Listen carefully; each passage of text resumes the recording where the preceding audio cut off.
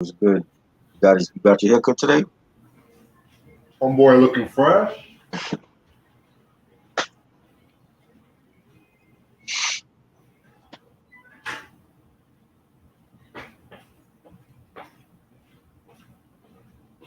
What's up, Moonfly? Well, Q, Ronnie, everybody.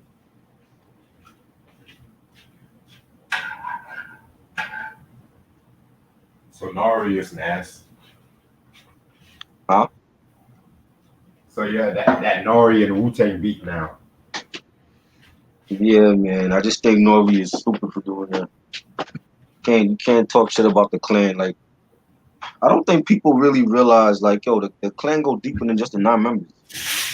Exactly. You know what I'm saying? That's the whole reason why I started the whole Wednesday's discussion on my channel, because of, like, I wanted to talk more about the affiliates and the Killer Bees instead of just the main clan members.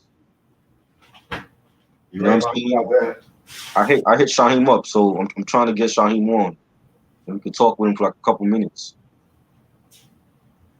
You know what I mean? Yeah. It's only right. It's only right. This man had made better albums to me than Nori did. Nori, he got one classic solo album and one classic group album. Like these niggas getting, you know what I'm saying? Like, y'all are legends, but they getting out of pocket with, disrespecting other legends from the same era. You know what I'm saying? Yeah. I don't get it. It's like niggas forget Nori's a rapper and shit. They just know him for his podcast. He wasn't even a great rapper at that. Like, Capone to me was better lyrically than him. Really? To me, I never felt like Nori was some great lyricist. I didn't, you know. I mean, to me, Capone, he was good, but I feel like his strongest shit was in the reunion album. I know, but I mean, like, lyrically. Well, yeah, Nori. Salute to Nori. He held down the War Report while Capone was locked up. I'll give him that.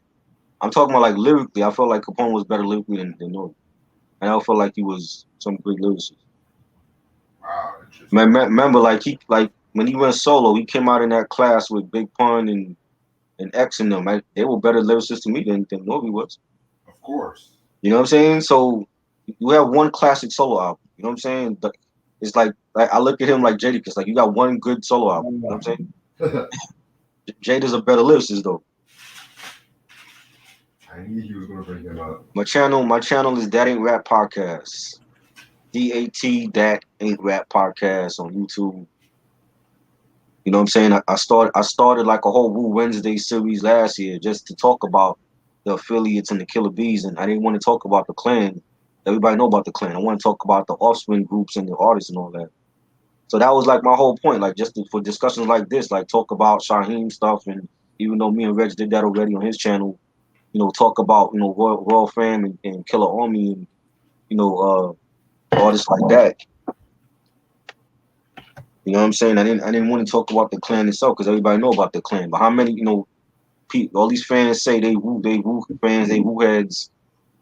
Some of them could barely name the 9 members, yet alone the members in Killer Army or Sons of Man. You know what I'm saying? So Right.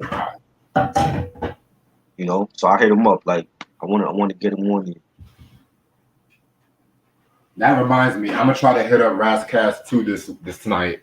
Yeah, hit him up. They'll probably answer you a lot quicker because you got the huge following. So. Oh shucks. You know what I mean? You know what I mean? Let's not boost my head up. It's too late. Noriega was cool, but he's not my favorite. Like, I didn't think he was a great lyricist though. Like, you got 2 classics. I didn't feel like he was some great.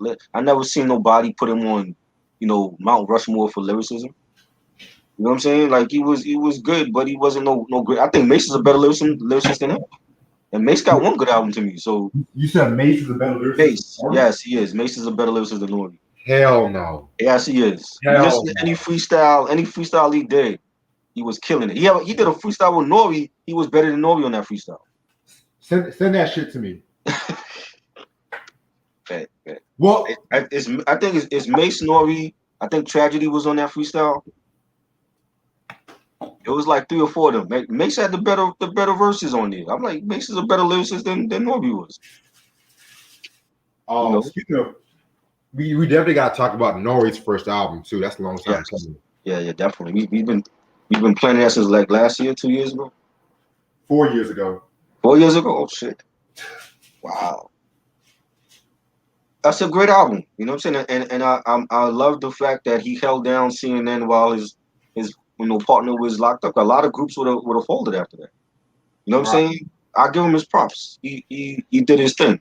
But for you to sit up there and talk shit about, Shaheem and the other killer bees like they were relevant to the clan, I don't understand that. Like any Wu head knows all of these groups and artists were essential to the clan. It wasn't just about Method Man and Ray and Ghost.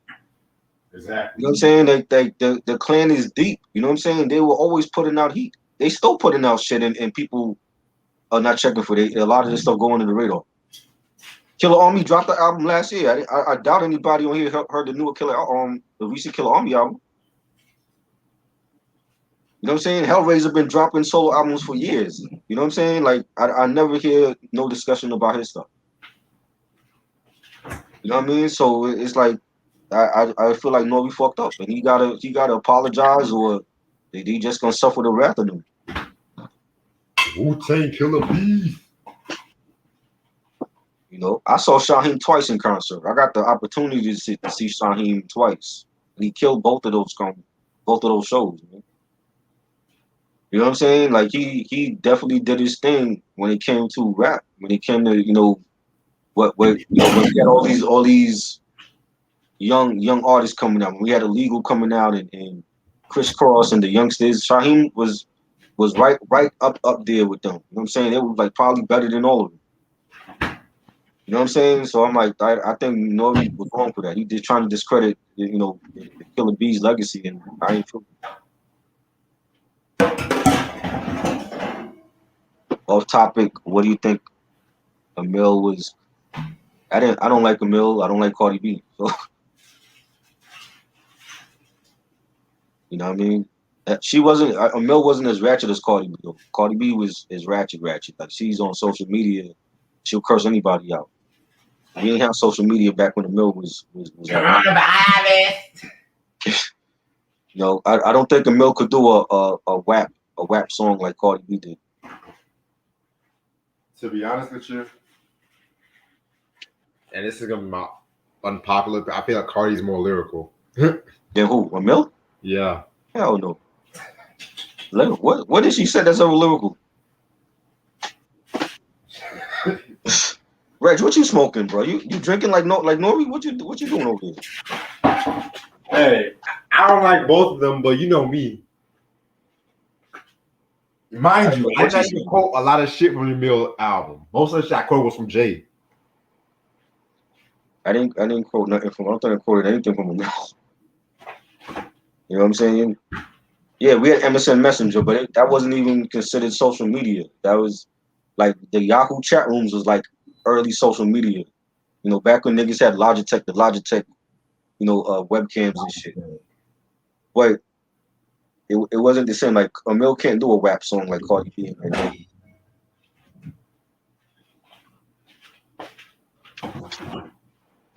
Oh, I'm gonna smoke a lot tonight. It's already Tuesday, and I already wish it was Friday. Oh boy, that's how this week has been. It's crazy, but like I just want to go to D.C., man. I'm tired of North Carolina. Fuck North Carolina. What's Red Bars? The Red Boys. Red Bars? No, he said I like Red Bars. What's that? Sound like some Indian candy or some shit.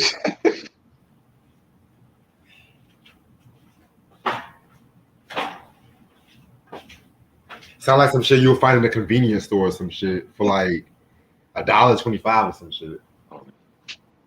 Red Bars? Yes, he fucked up, and he got. I seen a whole bunch of Wu affiliates going at him online. I'm like, yo, niggas, I ain't even heard of before. They're just all coming out the woodwork like bees right now. Like, yo, we attacking Norby.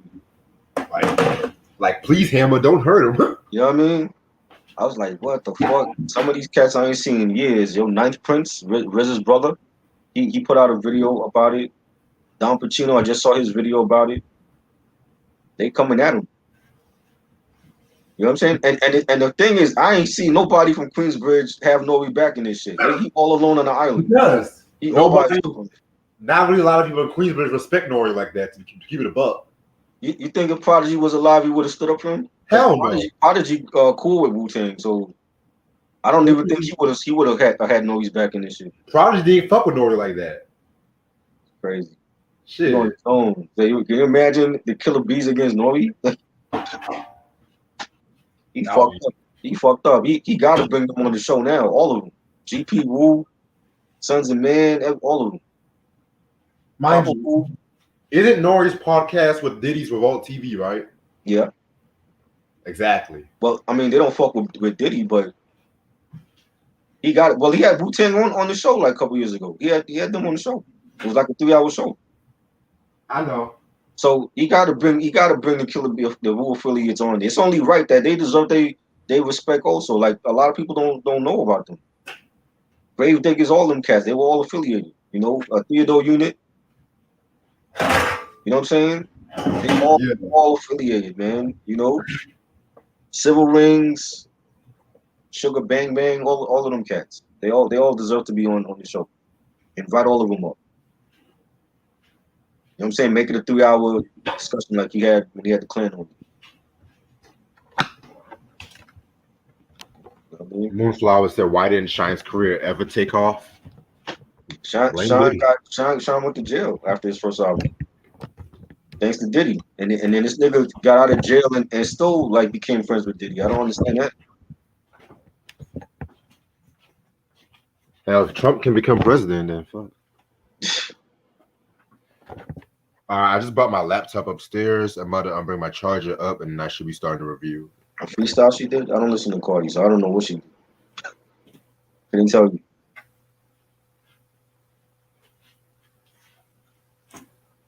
Bootleg podcast? I don't know what that is. What is that?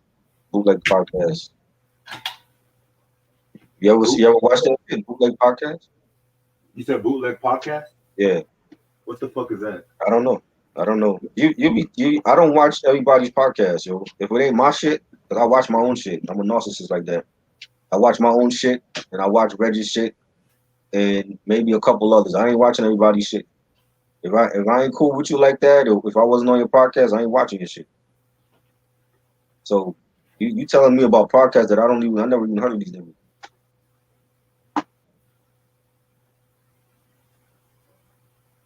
Little Zane is trash. That's what I think.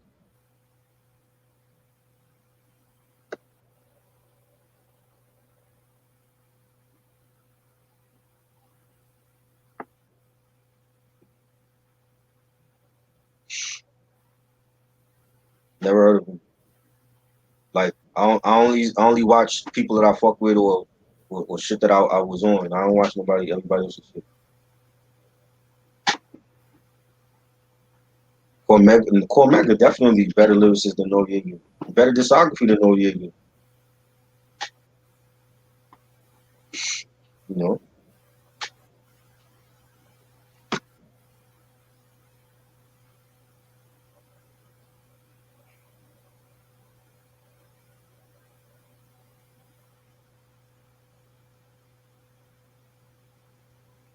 Was Kanye popular? Nah, Kanye he wasn't even known. He came out in the 2000s. He wasn't known like that in the 90s.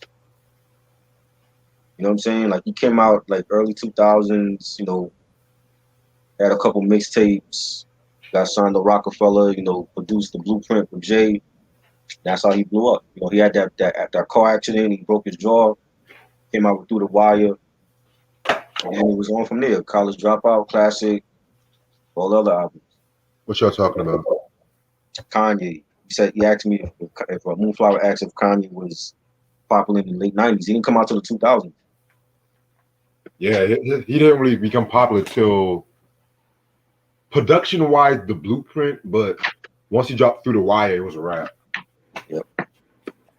All right, give me 1 second. I'm gonna go downstairs for one more second. I'm gonna start the review after. Those mixtape when he came out with when he was rehabbing, he came out with Get Well Soon mixtape and I forgot the name of the other mixtape, the I'm Good mixtape.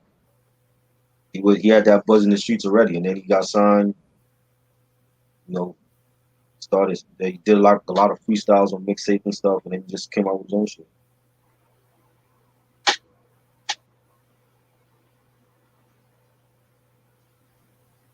Well, I'd rather listen to Noriega than Little Zane. You asking me about Little Zane? I don't listen to that nigga. So never listen to him. I could care less.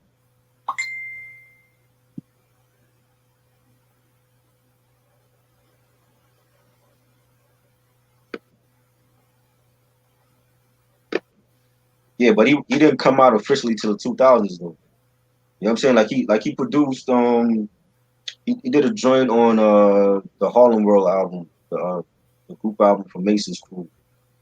But that album was trash. Like nobody even paid attention to that. You know what I'm saying? But he didn't really start. He didn't come out until 2000s. All right, I'm ready to start whenever y'all are. So, What's up, YouTube? How's everyone doing this lovely Tuesday night? Reg is in the building, full effect, live and direct for your ass.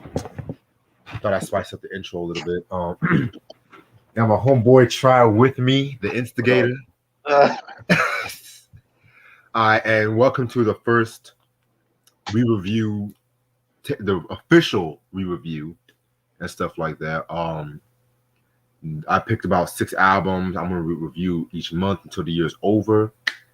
And this first album, believe it or not, I did this review back in 2015, 2014. Right. It was one of my first reviews. It got blocked. And I'm not gonna lie, I'm kind of glad it got blocked because some of my early reviews I did not like. Right. And me saying I've done this review as far back as 2014 just made me realize that I've done this shit for about 8 years now. Almost 8 years. Go figure. You're my idol. I hope to have my podcast as long as you. I appreciate it, bro. Appreciate it. This is the God. All right. Now, without further ado, you guys read the title. We're going to talk about N.W.A. Straight Outta Compton. I got the CD version, and this is the Respect the Classics. I want to say this came out 2013, 2012. 2013, yeah. And another reason I did want to review, because when I reviewed this album, I didn't have the iconic photo. Right. Which, again, I'm grateful. I'm glad none of y'all will never see that review. I'm just going to be real. None of y'all will never see. And if you guys seen the review, I do apologize for the quality. That was when I was really starting out. And, YouTube blocked. That was when I used to play the fucking album when I reviewed, which I don't do that shit no more because I'm tired of YouTube always copyrighting my shit. And then other people, that's another story for a different day. Let me not go there. But so Straight Outta Compton. And let it be known, this is not their second album, which I'm gonna get into that in a minute. This is their debut album on Ruthless Records under Priority. It came out with 3 singles, which were, of course, the title track, Gangsta Gangsta, and Express Yourself. If you want to count guest appearances, Arabian Prince and the D.O.C, which I'm explaining that in a minute as well too. No, and yeah, Dr. Dre, Yella did the production. Really, this was some of Dre's earlier shit. So yeah, N.W.A. Straight Outta Compton, 1988. I want to say this came out either 3 or 6 months after Public Enemy that Takes a Nation to Millions to Hold Us Back. Both albums were really the gateway to like a lot of hip hop around that time too. Because back in '88, you had Will Smith saying parents just don't understand. You had fucking Salt and Peppers talking about shaking that thing. Had LL Cool J needing love. You had what else came out in 88? Eric B and Rakim Follow the Leader. Mind you, all of those motherfuckers I mentioned were all from the East Coast and shit. But then the West Coast was still making noise, though. Don't worry, they were making noise. You had Ice-T with the Rhyme Page. I want to say Power came out in later of 88. I want to say, y'all correct me if I'm wrong. Of course, Too Short was rocking the shit too. You know, he was holding it down since 83. But then this album came out. These guys came out. And let it be known, it pretty much led the gateway, not just gangster rap, but West Coast hip hop in general. Because N.W.A was really like, I'm gonna be real, they were really like some of the first West Coast cats to really get play on the East Coast and shit. I'm gonna be real with y'all. Like it just, huh? They didn't play them over here. They didn't play them on the East Coast like that? I heard about them. I heard about them like from MTV News and stuff because you know when these albums came out, they were like selling them behind the register. They wasn't selling them out in the open for like you know little kids to buy or whatever.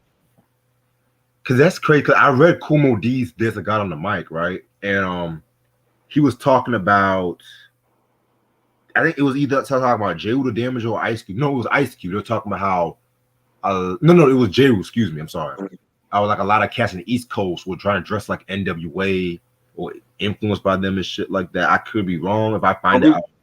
The fashion was different because like over here we would like Timbs and North Faces and baggy jeans, you know, Tommy Hilfiger. Out there they were like into the khakis and the Chuck Taylor, so it was a different look. So we were fascinated by the style of dress from them. You know what I'm saying? Like I was rocking Chuck Taylors because of you know the West Coast, but nah, they didn't play them over here like that. We knew about them from like they went platinum without no radio play over here, and their sales went through because of the white kids. The white kids were buying their album. We wasn't buying N.W.A over here. That explains it. Like I told you, like I was forbidden to buy N.W.A. I didn't listen to N.W.A until I was a teenager. You know what I'm saying? Like my introduction to them was first it was Ice Cube going solo with Death Certificate, and then when Drake came out with the Chronic, and the Chronic blew up over here. Like that was like crazy. Like when that album dropped, I had people like friends in high school that was buying it and came to my crib with the tape, and that's what made me buy it. And then it was like a rap from there. But before then, I wasn't listening to N.W.A. I didn't listen to their stuff until like way later on when I was a teenager. Yeah, now that you think about it, you did it right. You were right because when it came to like the shit like Niggas for Life and 100 Mile, that's when they really got radio airplay. Right. Okay. I would see their videos on the MTV Rap played their stuff. I would see their videos, you know, Express Yourself and Straight Outta Compton, all that. You know what I'm saying on MTV Raps, and then I remember the episode when Fat Five Freddy went to Dre's house. He had like the pool party there.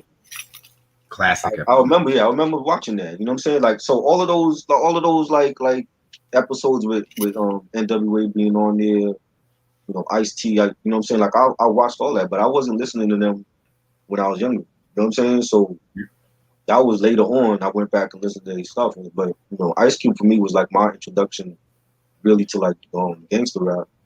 You know, when he dropped Jackin' for Beats, they played over here. They played that because he was freestyling over the East Coast beats. Right. You know what I'm saying? So I saw that video every day on Video Music Box. Rock McDaniels played that every day. You know what I'm saying? So that was, we knew that song because he was rapping over the East Coast shit. You know what I'm saying? The Bomb Squad instrumentals and stuff. So, but outside of that, like, we wasn't bumping N.W.A and Ice-T and shit over here like that. Yeah, man. Speaking of UMTV raps, remember that one episode when Ed Lover slapped Eazy-E by accident or some shit, and then Eazy-E had to pull Ed Lover to the side and said, "Put your hands on me again." I don't remember that. He slapped. Oh my god, that shit was hilarious. It was like an awkward silence for like 10 seconds and shit. Oh.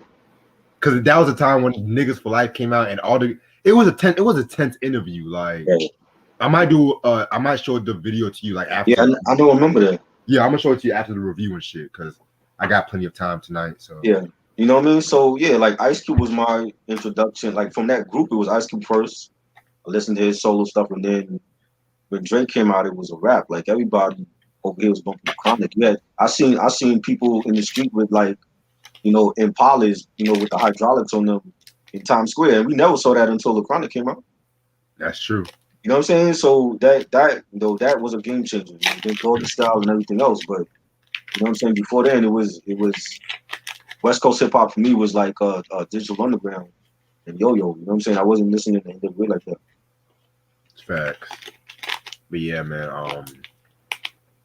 Pretty much. I got into N.W.A when that BT Top 25 Countdown show, and I saw the video for Straight Outta Compton. Mind you, well, actually, I take that back. Excuse me. My real introduction was when I heard Eazy-E's Boys in the Hood for the first time, which I don't know why I didn't want to do an Easy Does It double review. Oh, because BJ wanted to. Oh, you wasn't get on there? He wants us. I think he wanted us to talk about an Eazy-E album at one Well, point. get his ass on. How you demand this shit you ain't on here? Well, he mentioned it. He didn't say Easy Does It. He said Oh, y'all should talk about Eazy-E, but right, I was planning on talking about the EPs at some point. right. Easy Does It. That's gonna come later on this year. I'm not really. Yeah, and I'm gonna be real with y'all. When I first heard Easy Does It, I didn't really like the album like that. Oh. Spoiler alert, but we'll talk about that. Mm. But it was this one song I like called "Easier Said Than Done," like da. Right. I love that. I love that beat. And then of course, "Boys in the Hood," classic song. My sister even loved that track. That's how much she fucked with Eazy-E. She didn't like Dr. Dre. She only liked Easy. Like Easy. Yeah. And so I saw the Straight Outta Compton video when BT used to have that sorely missed top 25 countdown. Mm-hmm. I'm telling y'all, a lot of artists, I used to saw the first videos like on that top 25 countdown. Like I remember when Neo had a list, he had the Prince. I saw the Diamonds and Pearls video there for the first time and shit. I think Sierra had a list. I mean, it was like a dope show back when videos mattered and shit. But yeah, man, I just always loved the straight. It was like the beat. It was just so in your face and stuff like that. Straight Outta Compton. This was like really back when people used to hear the word Compton and shit. It was like, oh my god, Compton, like, cause like Boys in the Hood, of course, the movie Colors and shit like that. You know what I'm saying? LA Riots. Right. I remember watching that on KTLA when we had the KTLA station on cable, and that was crazy. For real. 24 hours coverage. You watching LA burn up in the hood. Can we all get along and shit? Yeah.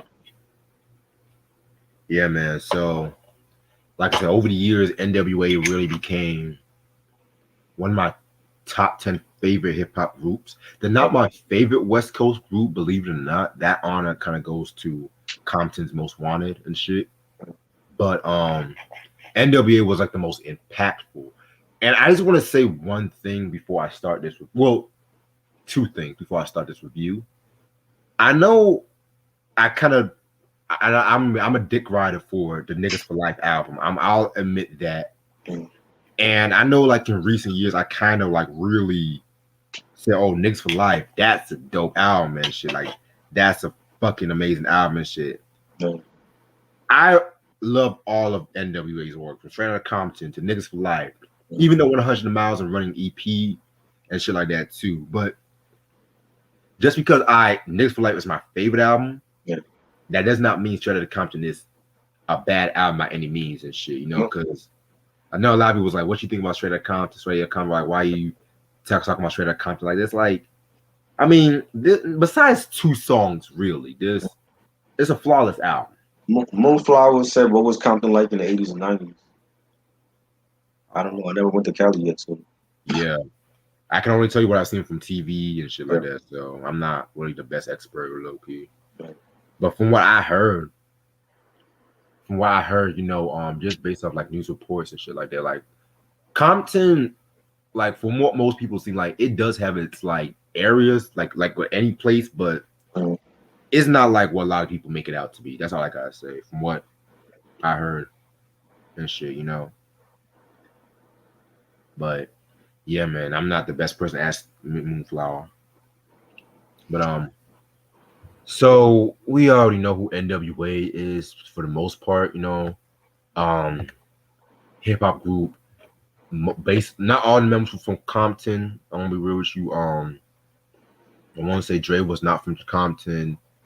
Dre was from well, actually, no, scratch that. It was Ice Cube. He was from South Central. Ice Cube's from South Central and shit. Um, they pretty much formed as like two groups because Dre and Yella were from the World Class Wrecking Crew, the electro funk proto West Coast hip hop group and shit like that. I We heard also that. had Michelle too, Mhm. and then Eazy-E at that time, he of course, he was a drug dealer at that time too, and he used his drug money to form Ruthless Records and stuff like that too. And he met Dr. Dre, and he liked Dr. Dre's drive for music. And Eazy-E, he was already cool with Ren and shit like that too. And so pretty much, and Ice Cube also was from the group CIA and stuff too, which that group also had his cousin Sir Jinx and also KD too. Now a lot of people know, that. You know what I'm saying? A lot of people did not know that KD was working with him back in the They CIA. know that. I didn't know Yeah, that. we need to talk about KD's only album too. That's gas, so cash. Yes, Fire. love that album. Like, oh my, Get that. that album's expensive though, but I Yeah. love it. Yeah, so they really were trying to like form a label because they wanted to have Easy as the label and Dre as producer and shit like that. You know what I'm saying? Because mind you, at that time, Eazy-E, he was not thinking about rapping, which I'm gonna get into that in a minute. So they came this group. They had a song called "Boys in the Hood," and they had this East Coast group. What was their names again? Let's see, what was their names again? God was good. Yeah, fuck it. And it just hit. I had it, but yeah, but see, HBO. They were called HBO, called HBO. Wow. Homeboys Only, Okay. and so they were from New York City, and they signed to Ruthless Records, but since they were from the East Coast, they didn't like a lot of this shit about gangs and Uzis, and they almost had a fight, and so they pretty much left and stuff like that, talking about we don't need you, we'll be a big group anyway, and that was the last we ever heard from HBO. Never heard of them. Yeah, and so Dre was like, Easy, this is pretty much about you, so why don't you do it and stuff like that, and they pretty much had to teach Easy how to rap while making that song because it's no secret that Eazy-E was not the best lyric. Like Q broke his shit. I want to say Ren did some writing on Easy Does It. D.O.C wrote his shit. And then even if we're talking about the solo career, yeah, cats like Cole 187, underrated West Coast rapper and producer, by the way. Above the Law, we definitely got to talk about them too. Yeah. And I want to say Cocaine, another underrated West Coast cat, which we talked about when we did the Snoop Dogg breakdown.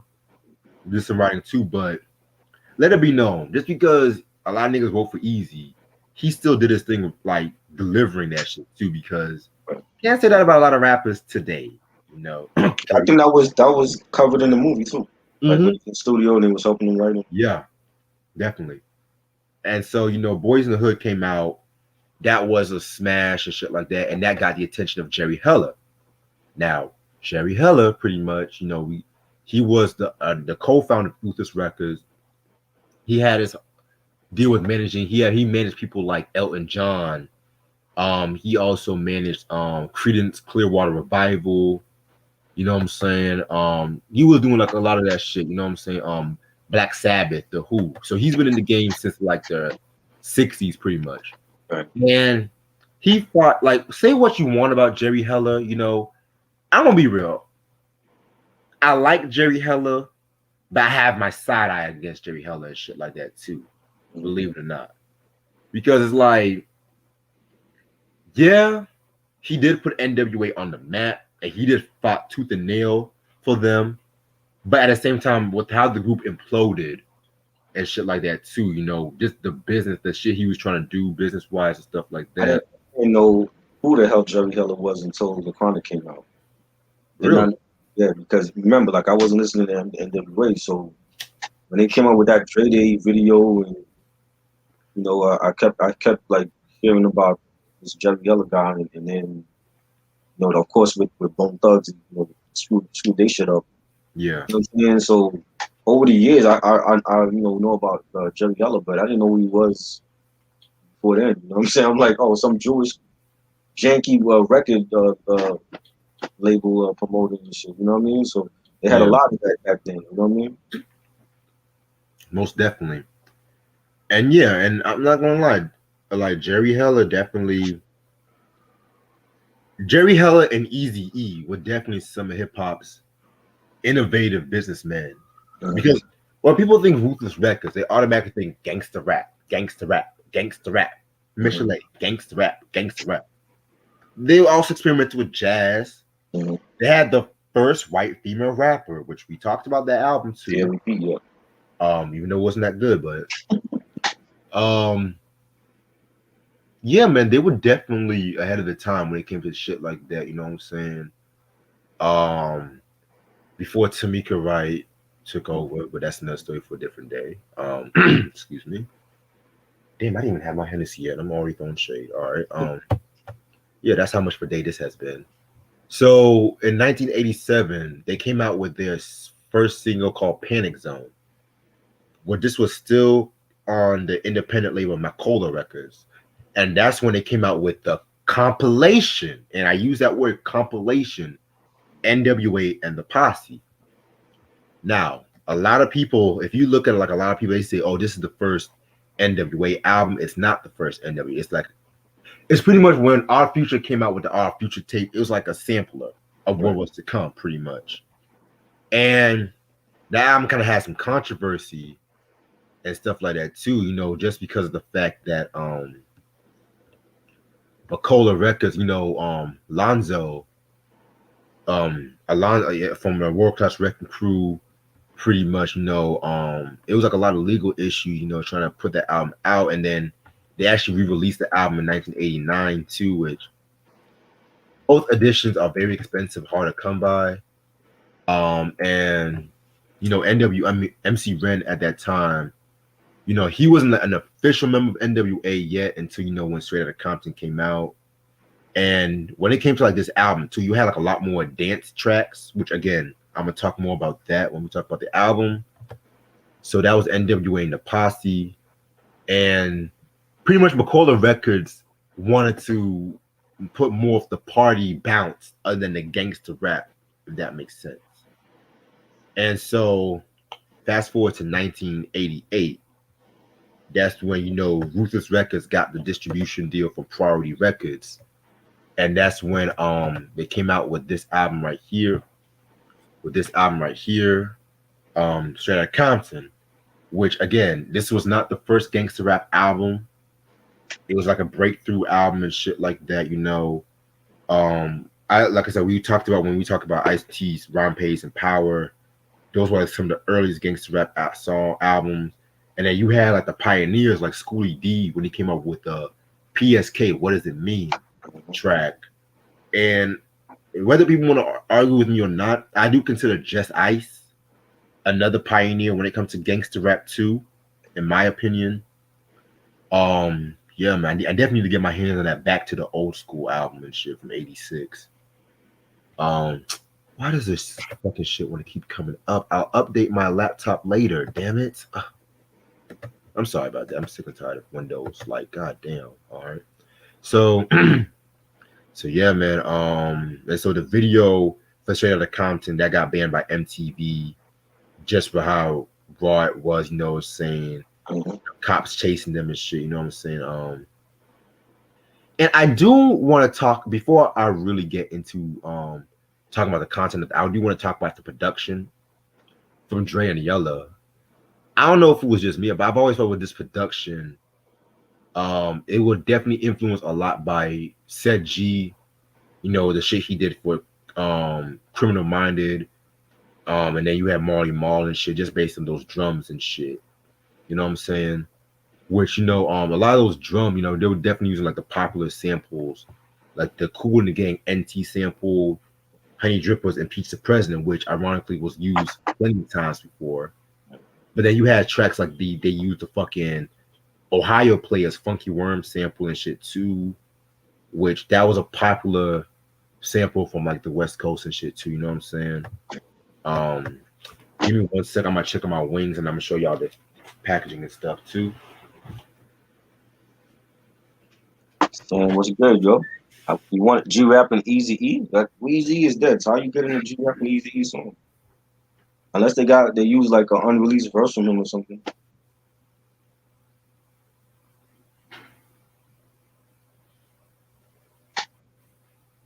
I don't know.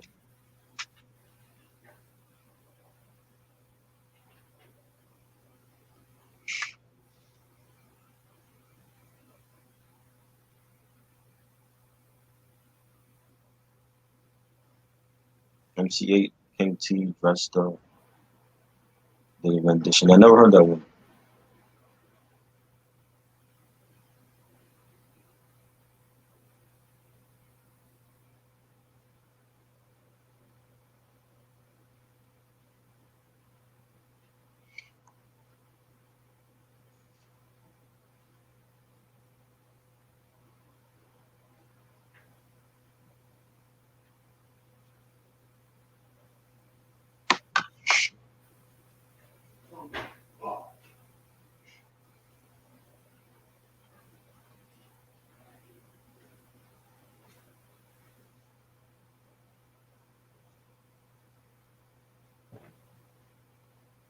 Yes, that is it.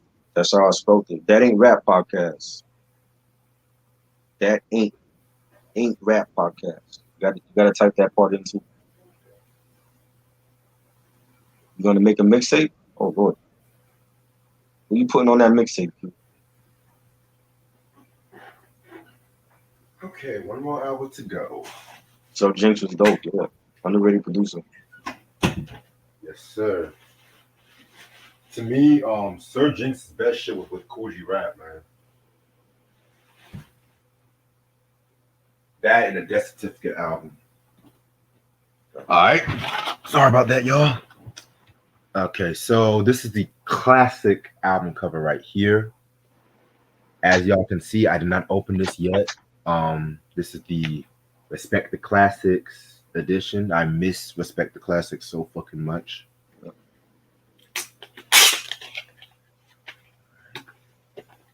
I should have just left this unwrapped and shit. Okay. Yeah, That this is. ain't rap. Don't forget the ink. You gotta type in the ink also.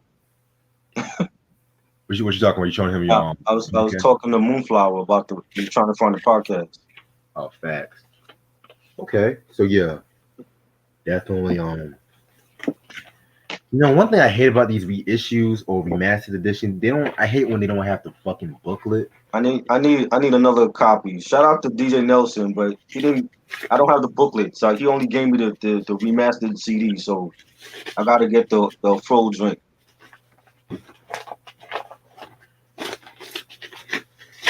Definitely. All right. 13. Yeah, the original version has 13 tracks. All right. First song is Straight Outta Compton, this title track. I mean, one of the greatest hip hop songs of all time. Definitely have Ice Cube, Ren, Easy doing their thing, Dre dropping a classic. You're now about to witness the strength of street knowledge. Bah, bah, bah, bah, bah, bah. Like once you hear that, like when he said once you're now about to witness strength of street knowledge and shit, it's just a rap from there. No introduction has ever been so clearer in hip hop, in my opinion. And again with the beat, it definitely used like a lot of familiar samples, like the funky drummer.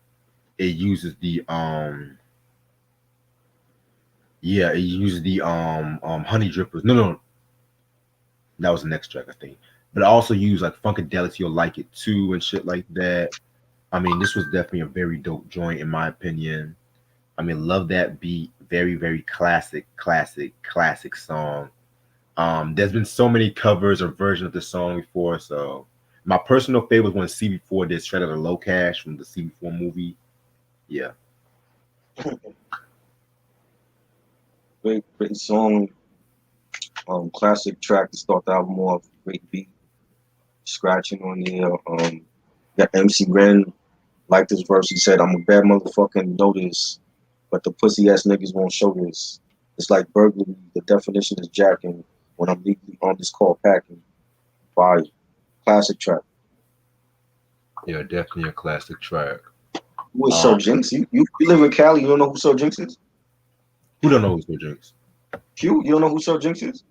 Oh man, Q, man, Sir Jinx is a legend. But we'll get you right though. We'll get you right. All right. Let me watch Bernie Mac show when I do this. Okay. Oh, that's loud. All right. Fuck the Police. Possibly my favorite song off this album. Possibly. This is probably the closest you'll ever get to another single. Again, controversial song. So if you guys remember the Straight Outta Compton movie, you'll know the scene where the cops came up to them saying, "What y'all niggas doing around here?" and stuff like that. So allegedly, the real story came out, and this is coming from Dr. Dre when he had a Defiant Ones documentary, which that's a documentary I still have to finish watching. I saw some of it, but I wasn't trying to pay no fucking money to see that shit on the HBO app. Or that was back when streaming was really becoming brand new and shit. But he said that Eazy-E was doing drive-bys with paint guns, and they were looking for Eazy-E. That's why they told him to get on the ground and shit like that. So if it wasn't for Eazy-E shooting motherfucker with paint guns, we would not have Fuck the Police. And they all did this song in one take. And I repeat, one take. So the FBI actually got hold of them, and they sent a letter to the record company talking about the disapproval over the song and shit too. And they actually got arrested. Of course, they got arrested for performing this song in tours and shit like that too. So yeah, man, this was definitely an iconic song. Pretty much, what I like about the song was how it had like a court system. I think Dr. Dre's like the judge and shit like that. And then they asked like all the members of N.W.A to give out their thoughts about the police and shit like that. Possibly, I feel like Ice Cube, and I'll probably say Ice Cube will be the MVP in a lot of songs off this album, stole the show on that fucking track. Just the fuck the police coming straight from the underground. Young nigga got it bad because I'm brown. Like, oh man, love that fucking track and shit like that. Like, Cube definitely did his thing. I mean, Ren and Eazy-E did their thing too. Don't get me wrong, but again, that could have been Cube's fucking song and shit like that too. You know what I'm saying? Yeah, man. And like I said, there's been so many covers of this song as well too.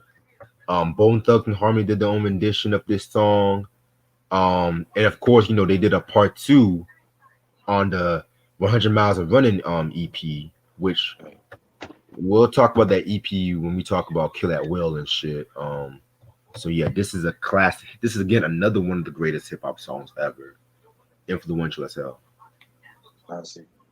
Timeless song. We still going through the bullshit with these pigs out here. You know what I'm saying? All for the color, all for this. Like they don't like, for some reason, this skin color is considered, a threat to society.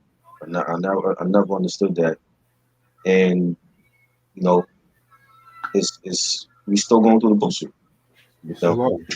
Still, no matter what president we had, it was still the same bullshit. When we had Obama, think of how many people lost their lives. Mike Brown, Trayvon Martin. That's all on Obama's watch. You know what I'm saying? On Trump's watch, we lose George Floyd and Breonna Taylor. The same old bullshit. It's been going on forever. And until, I've said it before, until this country is, stops the racism, it's always going to be a problem. That's going to be the number one thing wrong with this country is racism. I agree. Because somehow we fit the assailant of somebody, or they just don't like it. You know what I mean? And I've been stopped. I've been stopped more than once. The only difference is I lived to tell about it. You know what I'm saying? I wasn't assaulted or I wasn't gunned down. You know what I'm saying? Or I didn't have a knee in the back of my neck. You know what I'm saying? But it will always be a problem in this country. And that shit has to change. It's going to have to. If it's not, people out there are going to make sure it stops by any means necessary. And they got to take to the streets and burn shit down, and that's what they got to do. You know what I'm saying? Because it's like a recycling thing. It can't keep happening over and over. And then it's like how many marches are we going to keep doing? How many Black Lives Matters and hashtags are going to keep putting up for the same shit that's been going on for decades, centuries? You know what I'm saying? So like you can feel Ice Cube's anger in this song. You know what I'm saying? Because he's naturally pissed off, like all of us was. You know what I mean? And that the whole LA riots is because of that shit. Because they stopped Rodney King and beat his ass, and somebody was able to take video footage of that. That's all because of that. What happened? You know what I'm saying? So it's like you can't blame the people in the neighborhood for burning shit down because that's how they were feeling. Because many of them went through that same shit, like a Rodney King, still going through that same shit now. You know what I'm saying? And this is a classic song, like bass line or horn sample. Ice Cube saying, Ice Cube will swarm on any motherfucker in a blue uniform just because I'm from the CPT. Punk police are afraid of me. Classic track, man. This will always be a timeless track in hip hop. You know what I'm saying? And I've never seen a good cop. Like if there's a good cop out there, I've never seen it. Right. You know what I mean? So it's all bad cops that we seen doing this bullshit, and it's not just the white cops; it's the black cops that's going along with them that's doing Black this cops. shit. Yeah, because it's a secret code. It's like a fraternity for them. You know what I'm saying? So it's like when one do it, everybody else gonna follow suit. You know what I'm saying? So that one of them cops that was at the George Floyd scene, wasn't he like Asian? Yep. Yeah. You know what I'm saying? Oh And he was shit. down with them. Huh? No, Ronnie sent me. I'm gonna let you finish. I forgot Ronnie sent me something. I forgot to mention and shit. He was down with them. So it was like, it's not just the white cops, it's the other races that's follow suit. You know what I'm saying? But I ain't never seen no good cops. It's all black. It's all bad cops is killing our people over nonsense, over the color of our skin. They need to get over that. Definitely. And it's crazy too because it seems like with every generation, when we get open about this shit, there's always that one person that says, "Oh, the cops on that bad. Oh, the cops on that bad." But it's just like, how many times are you going to say all lives matter when you're just going to come to the fact that that notion is not fucking real? It's like a fucking utopia. All lives matter and shit. Because if all lives mattered, then how come there's still African Americans like unfairly in mass incarceration and shit like that? You know what I'm saying? If all lives mattered, how come pretty much half of the motherfuckers we mentioned, the cops that beat those people, they got lighter sentences and shit like that. You know what I'm saying? If all lives mattered, how come we're getting judged? We get judged based off the color of our skin more. You know what I'm saying? Like, come on now. When they get gunned down, they quick to have a parade for them. When we get gunned down, they don't have no parade for us on TV. So No, why should we care when they get popped? And what we supposed to start shedding tears? And when our innocent asses get gunned down by them, then nobody gives a damn. It's well they found a reason why this person was gunned down. ridiculous. You know what I'm saying? I'm like, I want people to remember when you call in the cops and for your little domestic dispute or whatever, they're not here for us. They're here to fucking service. They're not here to protect us. Remember that shit. All you motherfuckers that sitting up there calling cops for your little dispute and all that, remember that. They're not Exactly. here for us. They can kill Exactly. us. I ain't never called a cop a day in my life for anything, and I never would. Mm. Yeah, man. Definitely agree. And what I forgot to mention, going back to Outta Compton, they did do a tribute album. I forgot, and MC A, King T, and Dresta redid Outta Compton, which Ronnie, I was like, who redid that song? I know Abe, but I know somebody else did it and shit. But thank you, Ronnie, for sending that to me and shit, because I forgot about that.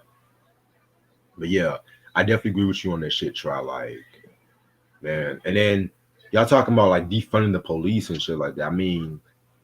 There's always gonna be a more bad. Like if there's not one bad cop, it's gonna be another cop. That, Like, y'all talk that's about, oh, if one gang disappears, another gang appears and shit. Same thing. The same notion goes for a crooked cop. that's what they did. That's what they did in the past season in Chicago. They defunded the cops when what's his name Duda defunded the cops once he became mayor for Chicago. So they had to handle all the shit on their own within the hood. They had no cops no more. He got rid of all that shit. Exactly. You know what I'm saying? Definitely. All right. Next track we got is called "Gangsta Gangsta." If you ask me, this is probably the most underrated single N.W.A has ever put out on this album. And so it doesn't get the love like Straight Outta Compton, hell, even Express Yourself gets. But I feel like with Gangsta Gangsta, this is probably one of the most tightest songs lyrically and flow wise, in my opinion.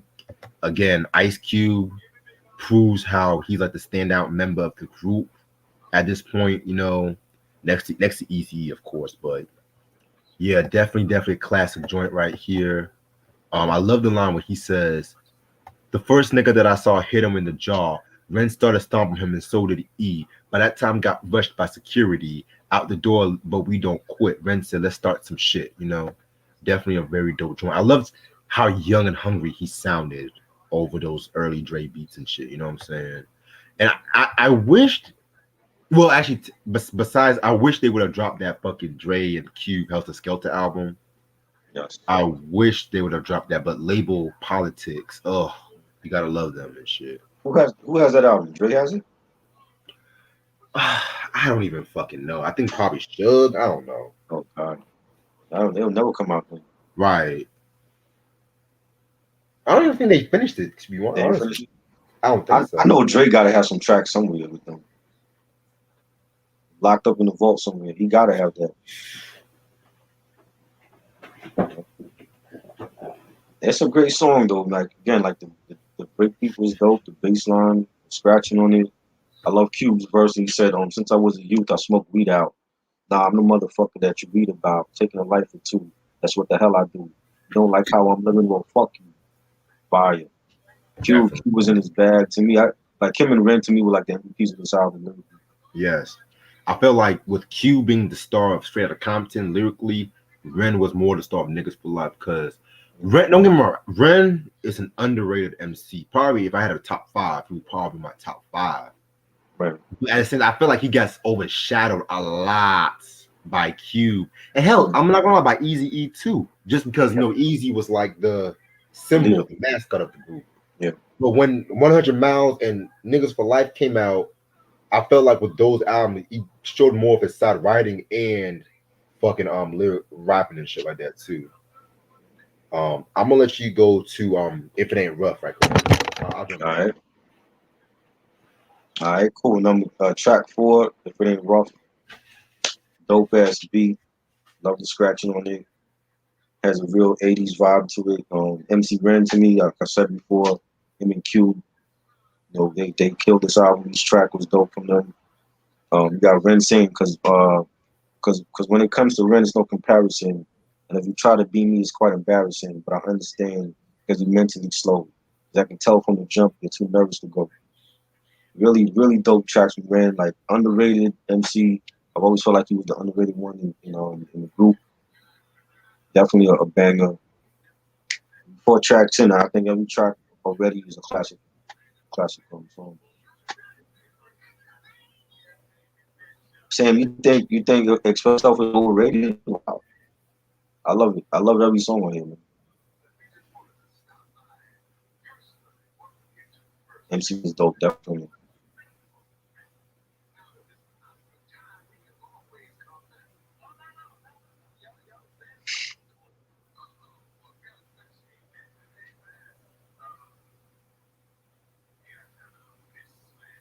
Lots Wyatt, yeah.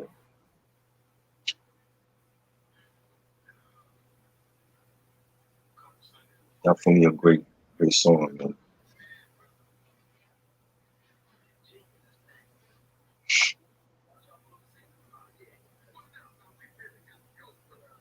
What's your favorite track on this album?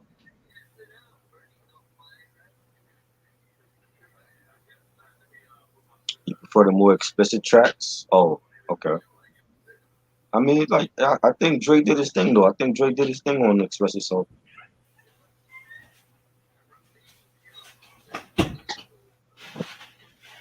Okay, I'm back. But I think Dark Child is a good producer. Yeah, I think he was. I ain't heard nothing from him in a long time, though. All right. So you just finished talking about If It Ain't Rough. Yeah, All right. great. Yeah, very good song. About time we had a Ren solo on this album. You know, Ren pretty much was doing like a lot of dope lines and shit like that. He came off really like as a like you can tell to hear the influence he had like with the Kane and the battle rap and shit like that too. You know what I'm saying?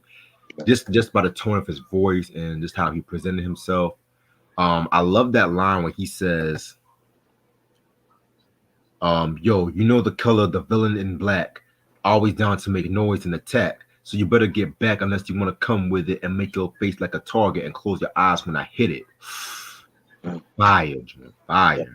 definitely. Now we're gonna get into parental discretion is advised. This should have been the last track off this album. It is that good, which Mm, we'll talk about the last track. This it features D.O.C. and possibly I want to say this is like his first appearance on Wax. mm, And the reason why I say it should have been the last track because with N.W.A, they used to do like a lot of the posse cuts they used to do like with Eazy-E, the last song, that was like the last track. mm. Above the Law, Living Like Hustler, the finale track, which no one talks about that one. Nobody talks about that one right there, but we'll talk about that soon. Then of course the D.O.C when he comes to like the grand finale, which another album I should have been talked about, but I was talking about fucking a mill. Yeah. So yeah, this is definitely a very, very, very dope posse cut. My favorite track of the album, in my opinion. You know, D.O.C, Dre, Ren, Q, and Easy, all on this fucking track. In my opinion,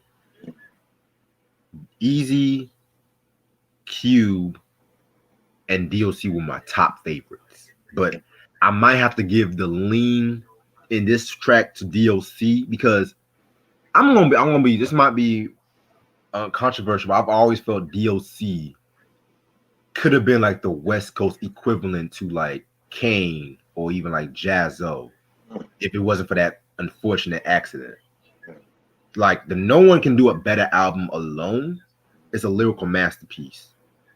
And some of Dre's like that's really the album I felt like Dre really was getting there. Like he found that shit. You know what I'm saying? Right. Like each album, like from Straight Outta Compton to Easy, Easy does it like a very consistent Yeah. feat. But once we got into 100 Miles and Running, it was a wrap. It was just a rap at that time and shit. But yeah, that D.O.C album is definitely on the way. I definitely need to talk about that. Yeah, man, definitely a very dope posse cut. It should have been the last song. That's my only gripe. It should have been the last song. All Yeah, I right. think it's definitely a dope track. Love the piano playing at the end of the track and the beat, the bass line. It sounded more like a freestyle cipher they were doing. And Dre, I like Dre's verse. I think, he said but be warned, never will I leave like a regular. I'm a little better than the regular competitor. I thought, his verse was dope. Everybody came dope on it. It was like everyone came tight on this track. I like Dre's verse more, though, but it was dope. No, I can't even get mad about that because yeah, Dre definitely did his thing too. Yeah. I just felt like, and it's not me throwing shots at Dre, because we all know he's a producer, but D.O.C was the better writer for him than Q. Hmm. Just being real. Yeah. Just being real. Q was a better writer for Easy. Hmm. That's just my personal opinion. But damn, where we at next? 8 Ball remix. So they did like 3 remixes, from the what's the album? What's the album? N.W.A and the Posse. I forgot about this 8 Ball remix and shit. This was a very dope joint. Um, this was like an Eazy-E solo joint and stuff like that, which Easy did his thing. Definitely used like a lot of interesting sample. Like it used the fucking William Devon sample, which that's the second time they used it. And I know that's famously been used when Ludacris did Diamond in the Back off Chicken and Beer and shit like that. So this was a very hot joint in my opinion. Not my favorite remix off this album, but it's hot. Definitely a dope beat. Easy. Like his verse, he said, I don't drink breast monkey, like the beat funky, nickname Eazy-E, yo, 8 Ball junkie. Thought I was dope, and his scratching on it was dope. Yeah, it was a dope track. Yeah, very dope track, indeed. And then now we're gonna get into something like that, which has Ren and Dre. Um, this track right here was very dope too. I mostly just like this track because the chemistry between Ren and Dre Right. and shit like that. And that's the thing about N.W.A. Like the chemistry like between them was just very unmatched and shit like that. Cause when certain motherfuckers in the group they do a song with one another sometimes and shit. I'm not gonna lie. It takes like a certain group members to really do like Wu Tang. Any member could do a song with it, it'll come out fire Right. and shit like that. What's the name of the other rap group? What's the name of the other rap group? Um, Brand Nubian, yes, but I'm not gonna lie. I did like the chemistry more between just Jamar and Sadat X, especially when it comes to Ain't Gotta Be Trust, excuse me. Right. But yeah, this one I just like how back and forth they were going with this track, in my opinion. Yeah, this was dope. Again, another dope beat, nice horn loop on it. Ren, I like this verse. He said, who was the man in the mask while I was waiting to ask? It's MC Ren kicking Mucho ass. Love those lines from Ren. Another solid album cut. Yes, sir. Now I want to get to Express Yourself. Pretty much a play on or like a cover or whatever you want to call it of the Charles White song of the same name. There's been a legend that Eazy-E was actually Charles Wright's nephew or son because they both share the same last name and stuff like Mhm. that. But Charles White actually denied this and stuff. He said, "No, we're not related. Just a coincidence and stuff like that." Which, in other words, not all black people are related and shit.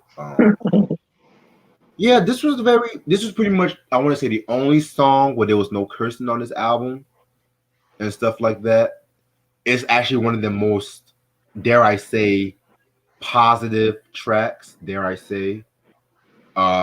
Maybe their only positive track, maybe, but yeah. And I know a lot of people say, oh, well, Dr. Dre said you don't smoke weed, but you did a whole fucking album called The Chronic. But you guys should know Ice Cube wrote this song too, so it's just, you gotta talk to the writer, in my opinion, you know what I'm saying? But Right. yeah, so this is a very dope track. I love it. Yeah, love it. Nice sample. The beat was dope. You got Dre at the start of the track saying, a lot of brothers been flexing and perpetrating, scared to kick reality. And Dre did his thing on here. Like I loved what he said. Watch a brother blend dope rhymes, no help. There's no fessing or dessing while I'm expressing myself. Some say no to drugs and take a stand, but after the show, they go looking for the dope man. Really positive lines on there. It showed his versatility. It was a dope song. I love the video as well. Um, Definitely a classic. Yeah, it's a classic indeed. You ain't lying about that. So now we're gonna get into Compton's in the House remix. This again has Ran and Dre. This remix was the B side to the Eazy-E song "Easy Does It" and stuff too. And pretty much It's pretty much talking about how, and it was actually a story from MC Ren where he was saying how another crew pretty much got into it with like MC Ren and his friend, talking about, oh, Compton is trash, Compton's corny, and they pretty much had a fight. They had a fight with that crew and shit like that. You know what I'm saying? Man, So that's pretty much where they got the idea for Compton in the house. So yeah, this one was definitely another solid joint in my opinion. definitely another banger. I love the mic play with Ren and Dre on this. Very dope beat. Got Ren saying, "I make a killing. I got money to the ceiling. I'm a motherfucking ruthless villain." Fire lines from Ren. One of my favorites on this album. Definitely one of my favorites as well too. Now we're gonna get into I Ain't the One. I like this song a lot, but I just don't like the beat. I never like that. Be like dun dun dun dun dun Da-da-da-da-da. ding I ding ding love that. ding. That Ding, beat ding, is ding, fire. ding. I hate What? that beat. Wow. I felt like it was more for like Arabian Prince, but to me, I always saw the song as a precursor to Cube's "You Can't Fade Me," which is a much better song and a better beat.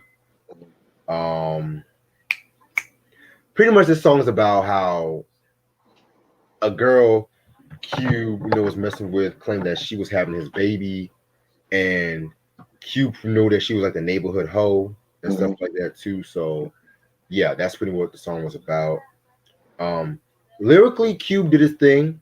I'm not gonna lie, but it's just that beat. I just like 'cause when I'm usually hearing Cube around this time, like I like the hard drums, Mm-hmm. just that ding ding ding ding. I could even see Eazy-E on his beat more than Cube. That's Right. my Q, this is dope. The dope Cube solo joint. I love it. Like the beat was fire to me. You got like the chicks on the song talking about getting niggas for their money, and Cube was like basically like, yo, fuck a bitch. I'm not being played like no sucker. No, fuck you and your pussy. And he did his thing on it. I loved it. You gotta play it off cool because they catch you slipping. You get schooled. That'll get you for your money, son. Next thing you know, getting their hair and their nails done.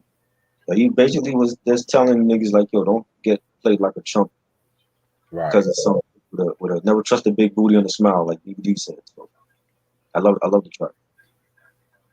Yeah, definitely love this track too. Just for the lyricism and shit. Now, Dope Man remix. Oh my fucking god. The best remix on this fucking album. A lot of people have went on to say this is probably Ice Cube's best contribution to N.W.A, which I'm I might have to agree with that shit too because this one was definitely a dope one. This is the beat I like Cube rapping over and shit like that. Pretty much like with the funky worms, so like dun, dun, dun, yo Dre, love Yeah, that shit. Um, and yeah, I know Eazy-E kind of snuck in with some lines towards halfway up the track, but at the same time, this was like pretty much Cube at his fucking best. Like lines when he says, "Plus he's making money, keep the base heads waiting, rolling 6'4" with the fresh ass Dayton's, living in Compton, California, CA, his Uzi up your ass if you don't get paid." Like I mean, dope man. Oh my fire, god, fire. I love this fucking track. Cube did his thing again on this. I love the beat. You know, real old school, and he's saying do anything for a hit or two. Get a bitch a rock. She fucked the whole damn crew. Might be your wife, and it might make you sick. Come home and see her mouth on the dope man's dick. I love that. Classic track. I think Cube did his thing on it. Definitely. Now after Dope Man remix, we're gonna talk about Quiet on the Set, which is actually the last MC Ren track solo, and in my opinion, the best MC Ren solo off this album. You know what I'm saying? I love that beat. You know what I'm saying? Ren definitely did his thing. Rapping. Just giving the world like his exposure. His showing the world his technique and shit. Right. Love the line when he says, "Now it's getting started with my musical profession, a gangster or billet, and mine is in session." Like, oof, fire ass joint. I love it. Dope ass track and scratching. It has like a little New Jack swing feel to it. But I think Ren did his thing. You know, it's no secret that I sit alone at night, pick up a pad and a pen, and then begin to write. I love you, man. Ren did his thing on this track as well, man. Like it's great. Definitely. And now my all-time favorite track off this album, "Something to Dance To," featuring Arabian Prince. Okay, so there's a story with this track. So pretty much when it came to like the original strategy for N.W.A to get radio airplay, they had to go to Arabian Prince. And Arabian Prince, he was already had a name for himself, you know, doing them electro, hip hop, dancey kind of tracks. Before N.W.A became popular. Right. And so with Arabian Prince doing shit like this to N.W.A, he thought, or Jerry Heller thought, it would probably break them out to the mainstream. Did I mention this was actually my least favorite track off this album? Yes, you said that many times already. Yeah, and yeah. I know Moonflower was like, isn't this the most disliked track from it? Yeah, that's why I was being I don't know sarcastic. why. Because, like I said, if this was placed maybe in the middle, I would have minded. But the thing is, sequencing parental discretion is advised was the major like hip hop album at that time needed a posse cut to end Mhm, off the album. mhm. Big Daddy Kane, Taste of Chocolate, had the Down the Line joint, which very dope posse cut, even though I don't care for the album. Um, and even though with this album too, I mean I get it. You need to have that dancey track, but first of all, the beat was whack. This this this track here, you hate this track compared to the shit that Craig G was dropping, the shit that Kane was dropping, Hold the on, hold R&B shit on, that hold on. I talked mad shit about the Craig G album.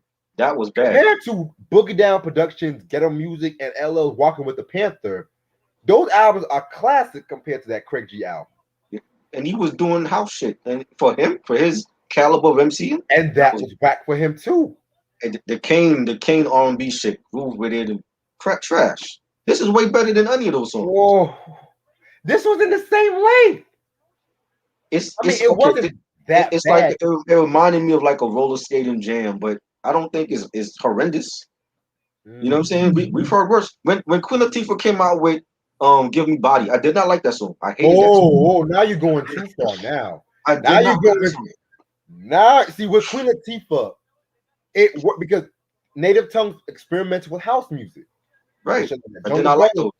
those. I did not like that Jungle Brothers song either. That like Okay, I'll way give you down. I Jungle. liked it. I like it now, but when that came out, I did not like that shit. That Okay, girl out housey shit. Hell no, I didn't like that shit when that came I'll out. give you the Jungle Brothers because Jungle Brothers in a quiet taste, but that Latifah "Give Me Bar" that Did was not like that. hot. I didn't like it back then. I like it now. Oh, I did not like that shit. For first single, oh I didn't. man, Ladies first hit me more than Give Me Body. I'm like, what the hell is this shit? I care for "Give Me Body" more. And well, we're just Moni Love's first album was more of a house album. It was. I never It's heard that cassette. album. I had it on cassette, but I didn't play it much. I liked the second album more. In the word or two. I never heard the second album. You didn't hear him? That's the one with the Marley Marl production. That one was better. 93. And Prince was on that joint. I smell a double album review for Yes, Moni you Love. gotta do that. You gotta do That's that. what we It's can do it's that. been years since I need to get the first Moni album again. It's been years, but yeah, like when she came out with "It's a Shame," she had out the remix. The remix was like a house remix, and she Now wasn't Marley on house Marl, Moni albums. Love. Now I'm intrigued. Now Yes, I'm intrigued. and Prince was on that second album. Like he did the title track and he did the background vocals for he produced "Born to Breathe," the original version, and then the remix was done by Marley Marl. Oh, son, please, Marley Marl, Prince, Yes, stop, please. Prince was on. Next week, we gotta do this next week Yeah, then. definitely. Next week. You know what I mean? But I don't think it's a run this track. I just maybe it don't fit with the other. hardcore gangster rap tracks on the album, but I thought it was decent. It's not. I could play it. And I respect your opinion because you did give Last Temptation 5 mics though, Oh but my god, you still with that? I respect your opinion and shit though, you know.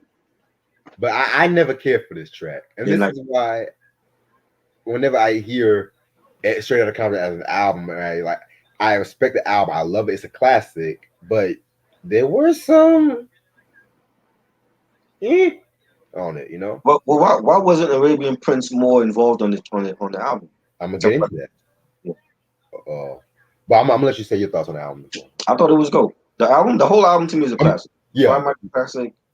I love it. I think every track is banging. Ice Cube and Ren, they were the stars for me on this album lyrically. It's a groundbreaking album. Like and you're talking to like a guy that didn't grow up on N.W.A. You know what I'm saying? And I think it's great. I can see why it got all the hype. It lived up to the hype.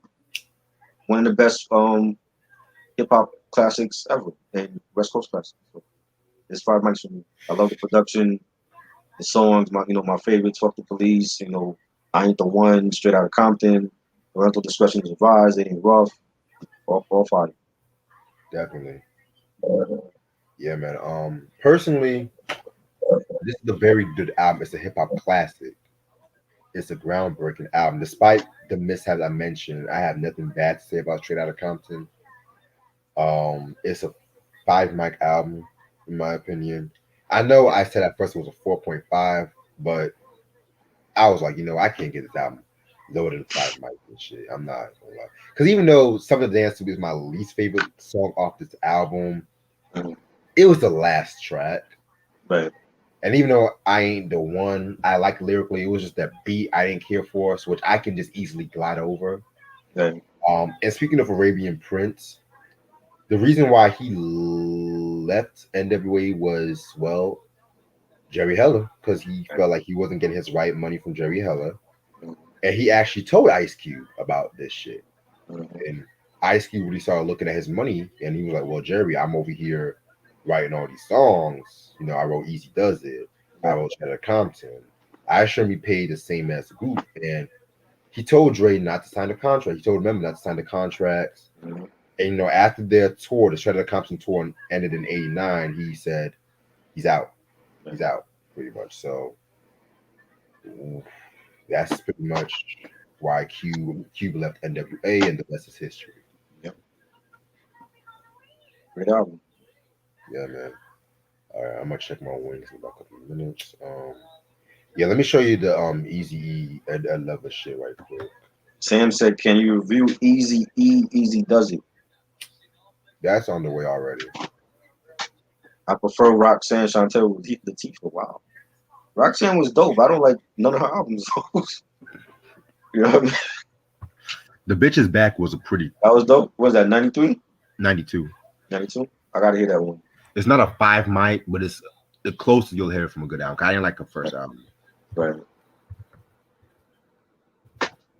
I'm more intrigued listening to this Moon Love album and shit. Yeah, I'm more interested in finding out how she and Prince hooked up to work, because I never heard her in no interview talk about how she worked with Prince. Well, if I'm not mistaken, Moni Love was signed to Warner Brothers, or yes. she was signed, and Prince, the label wanted him to do more songs with rappers because he did work with Kane and all that shit. Right, that's what it was.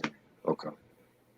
Yeah, but that makes sense. She had Marley Marl doing shit and Prince on the album. That album should have sold more than it did. We'll figure out why soon. Yeah. DJ Tim, what's up? He said 3 mic. Because it's the #1, just like money. You said what? DJ Tim said 3 mic. Second album is better to me without Ice Cube. Okay. 3 mics. Okay. All right. Let me pull up. I don't remember seeing this one. Yeah, this was the Niggas for Life era and shit. Mm. I don't know exactly where he slapped him and shit. I'm not gonna show the whole interview due to copyright reasons. Right. What you doing, man? Yo, man, I'm reading, man. I'm enjoying life and reading things. I'm going to the #1 video in the country, man. You can tell how tense they all look. You know why? You know why? It's summertime. What happened to ruthless niggas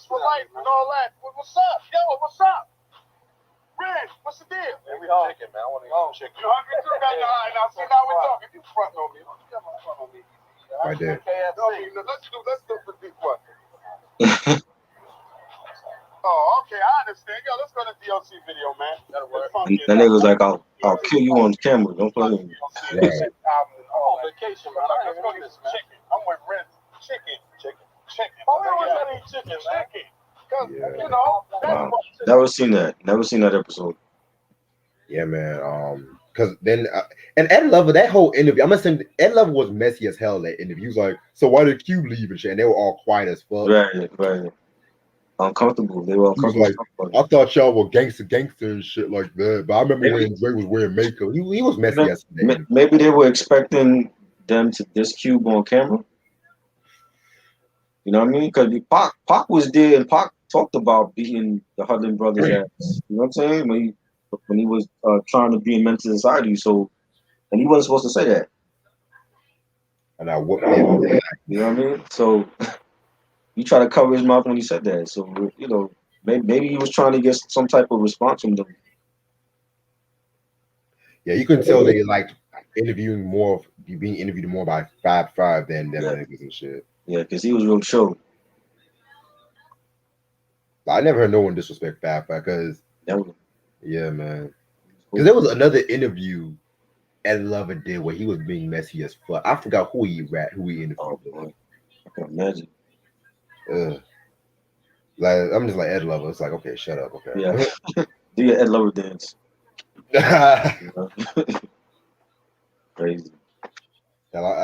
Dr. Dre was cool though, but Lover was just. He was a Terrence J of his time. I mean, that's the best. Yeah. He was a Terrence J of his time. He was trying to get his own show. I feel like the Ed Lover show. Yeah. Does Dark Child have a signature sound like how the Neptune? I don't feel like he do. Wing check. Yeah. Dark Child was good. I don't feel like he had his signature sound though. I mean, yeah, he didn't really. I mean, it was like he used a lot of keys, a lot of keyboards and beats, and you know what I mean. But I don't think he had like a signature sound like you can define his sound from a Neptunes or Timberland. But he had a nice run in the '90s though. Yeah, Sway is better. Sway was just chill. Sway was just real with you. Like he stood up to Kanye. He didn't. When Kanye came up to his station, he was wilding out. Sway wasn't having it. You know, like Sway told him like, "Yo, I'm from Oakland. I will beat your ass. Don't start ranting on my show like you did on Jimmy Kimmel's show and all that. All those other shows he was on." So I think Sway definitely would have been better. Like if they brought back Young TV Raps, like I would rather have Sway be the host. Like have Sway on there because he was on MTV anyway. So.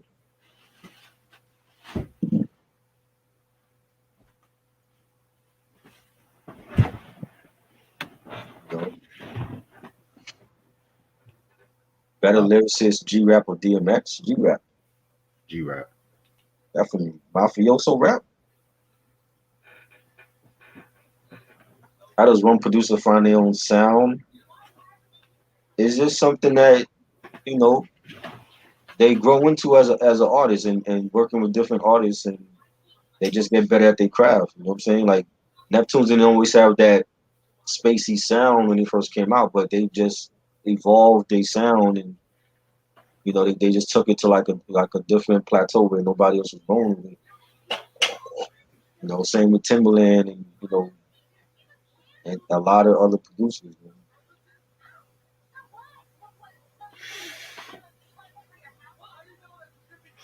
Yeah, Sway. He's probably the hip hop's best interviewer, right? Yeah, definitely. He's still doing great interviews, man. To this day. Yep. And he got all the answers. He need to stop wearing that damn roster hat. I don't know why he's still wearing that, but that's his signature. if you cut the dreads off, why are you still wearing it? Get yourself a nice snapback or something, or dad hat or something. Do you remember the Sway and Tech? I never heard the Sway and Tech album. No, I don't think I heard that. I don't think I heard that.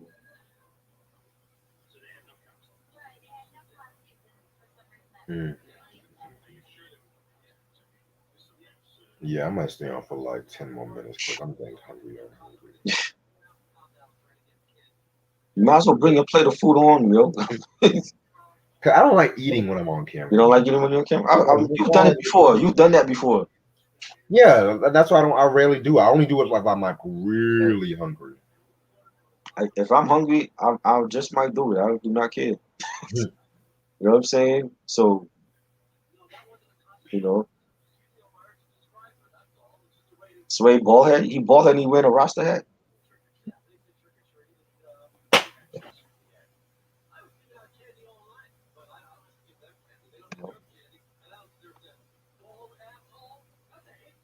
What is your favorite interview that he ever did?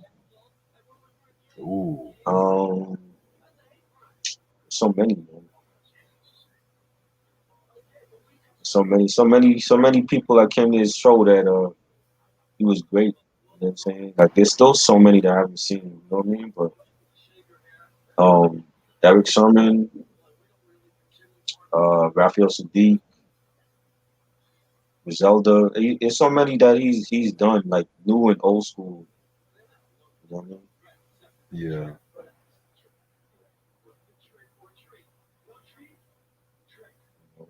Q-Tip, the Jungle Brothers. They were. I like that one when they came up there. They were talking about like their legacy in music. That was a good one. Interesting. Do you think M.I.A. is a good rapper? I didn't listen to her. Am Yeah, I? I only heard that Paper Planes track. Yeah, yeah. I wasn't a huge fan of her stuff. Like she was Oh, popular for like a year or two. mhm. Performing the Super Bowls with Madonna and Nicki Minaj. Yeah, she performed when she was pregnant too on the Right, Grammy. right. Yeah, she was pregnant. And everyone made a big deal like, "Oh no, she can't do it." Yeah. Boldy James' new album. I didn't hear it yet though. I gotta hear that. Yeah, everyone said it's good. Yeah. I mean, it's Alchemist. I don't expect nothing whack from him. So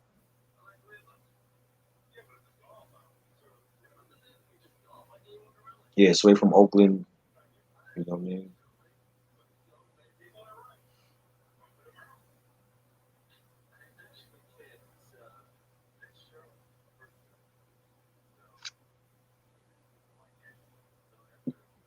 Interesting. Um, shit, I was gonna say some shit. So, oh, rest in peace to Charlie Watts from the Rolling Stones. They lost their drummer, man. That's crazy. Yeah, I just read about Rolling Stones trying to come back to tour, Mm.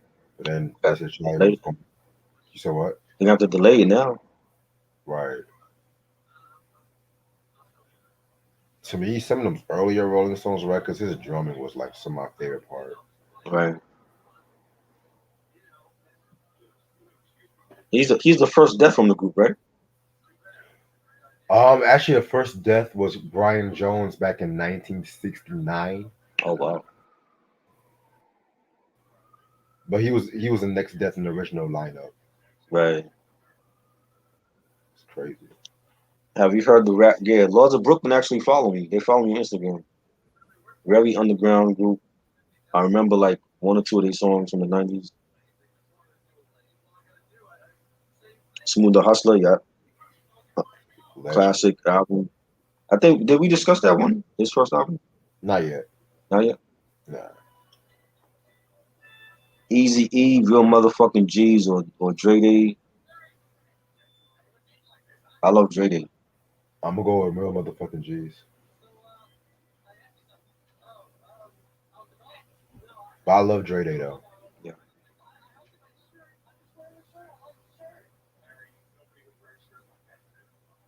But if you're talking about Dre, the B side that Dre Day with puffing on blunts and Tanger, right? Right. Ooh, Mhm. that was another dope diss track against Ruthless. That chronic intro, that chronic intro is crazy as it is, yo. Holy shit. I don't like Easy. I don't like.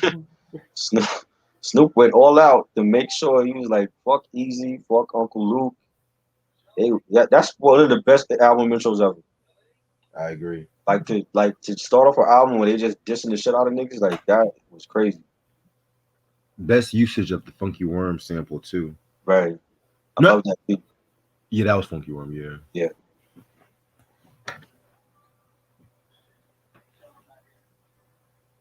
Tim Dog.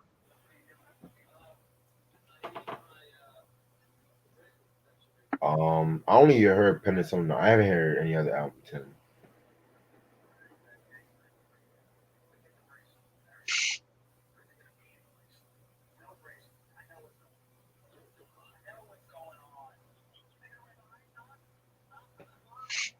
Jesus Christ. Corrupt. Yes.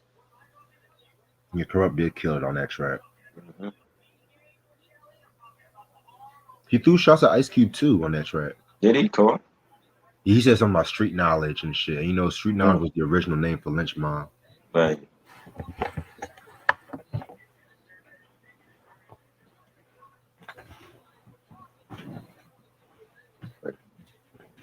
If I'm not the Lady of Rage, I actually got a hip hop quotable off that track too. Yeah. She was looking good as fuck in that video. Yeah.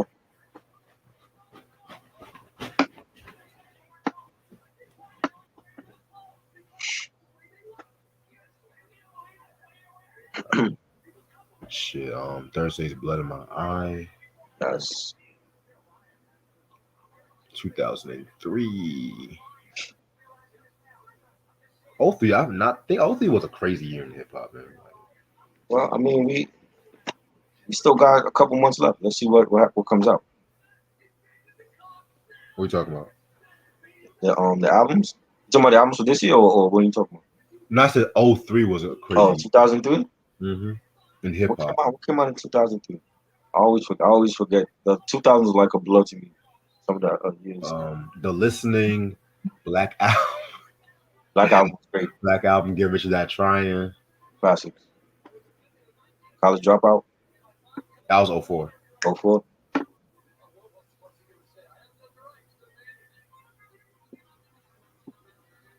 Yeah, Corrupt. He threw shots above the law. Threw shots at of course. He threw shots at everybody on that track.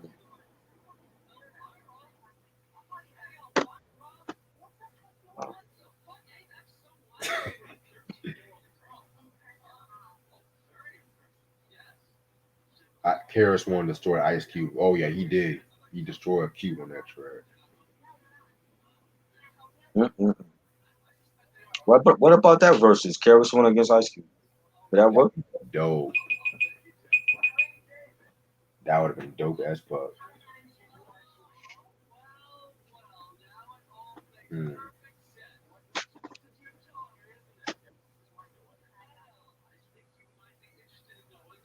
And dumbass X. Y'all funny as fuck.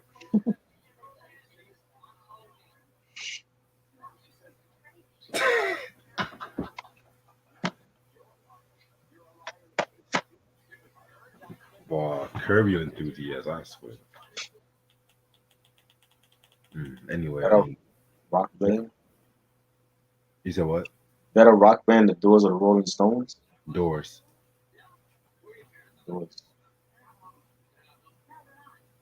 There'll never be a rock band like the Doors, man.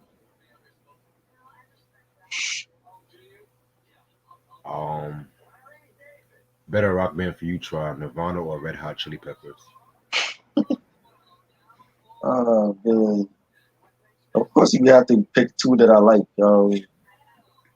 I gotta say Red Hot Chili Peppers, man. You know what I'm saying? Like Nirvana left us with like very limited amount of music, unfortunately. But Red Hot Chili Peppers is my group, man. Like I love their shit. I love Nirvana shit, but if I pick, I'll just pick Red Hot Chili Peppers. You know, they still making albums now, so you know, shit, that would be a good versus Nirvana and Red Hot Chili Peppers. Shit. I think Nirvana, their first two albums were great, man. Nevermind and In Utero. Yeah. That's like my two favorite Nirvana ones. Yeah, man. I have to go with Nirvana, low key. Yeah. Shit. Favorite unreleased Death Row track? I thought you was going to sleep. Why do you announce you're going to sleep and then you come right back? Make up your mind. Nah, I thought you were going to sleep. Favorite unreleased. That's what he put. He said I'm going to sleep. Favorite unreleased Death Row track? I don't know. There's too many. The Dog Pound Can't See Me. Yeah, they did that version before. I don't know that one at all. That was a Dog Pound track, Yeah. With and George they give it to Tupac. Well, Suge gave it to Tupac. Oh wow, they should have kept that for themselves. Do you love to MCR? Who's MCR? You listen to MCR? Who the hell is that? Who's MCR?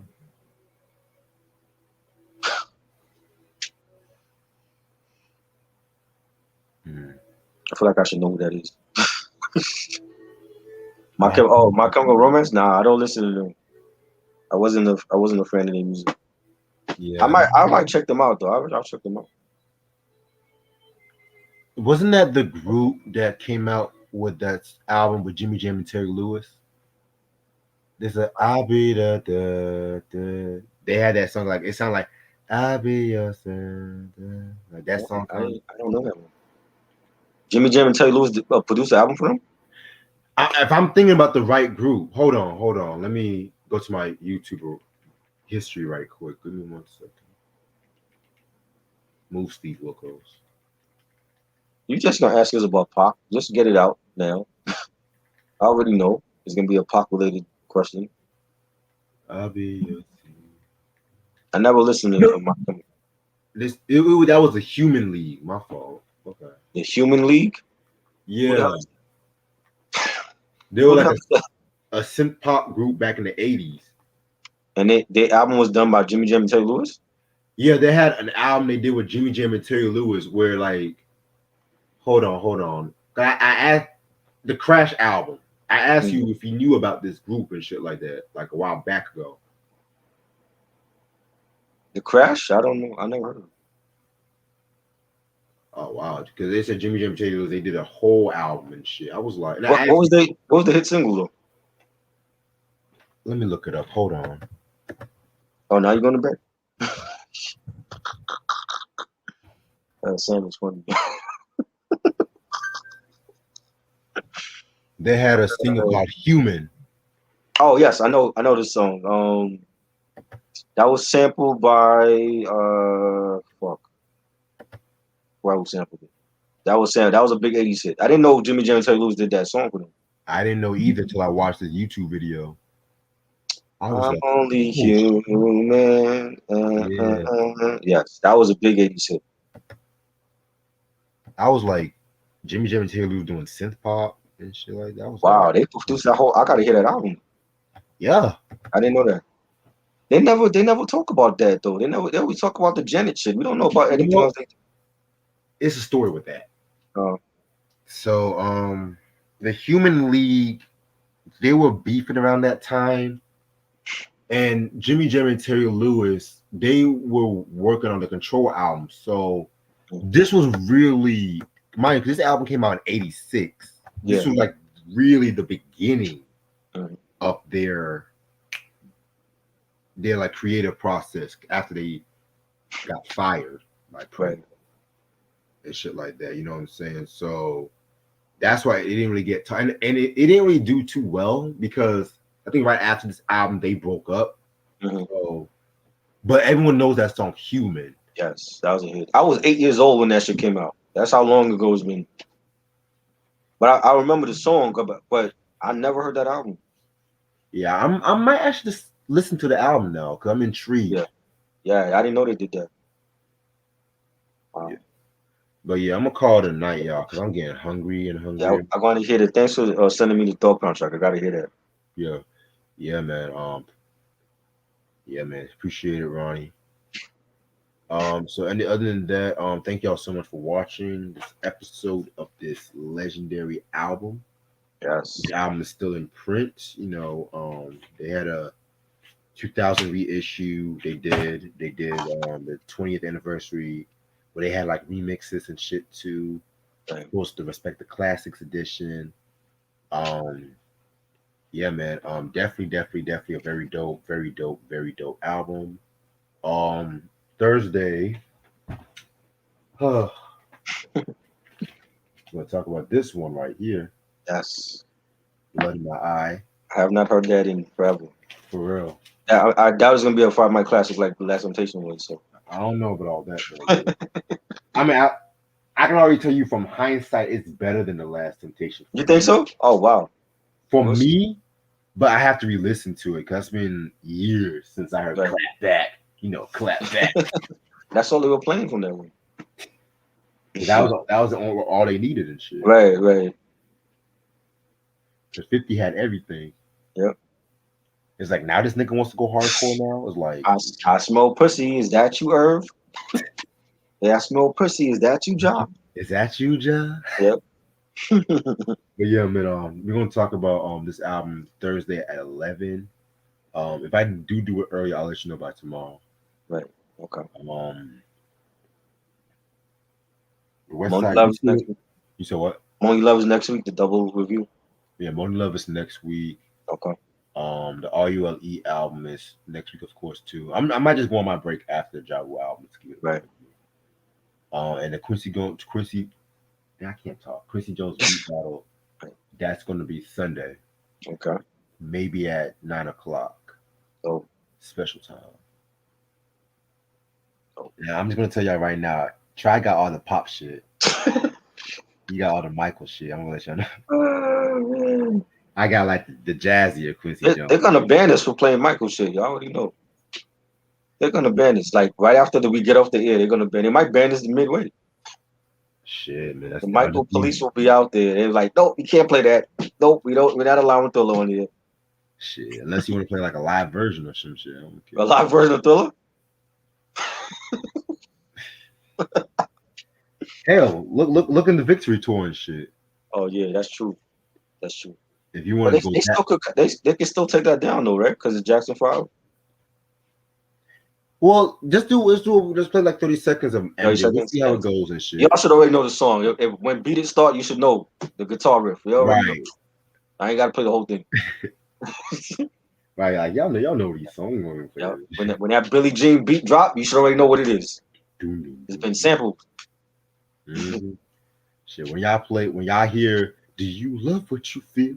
Right, right. Now we over here just spoiling our shit. Yeah. Cause I know I don't want to I want to make sure we do the Gambling Hub by next Sunday too and shit. Right. Well, actually, scratch that because I gotta go back to work after this week. This is my only weekend off, so I'll let you know when we do Gambling Hub. Right. Hope everyone has a good night. All right. Stay safe.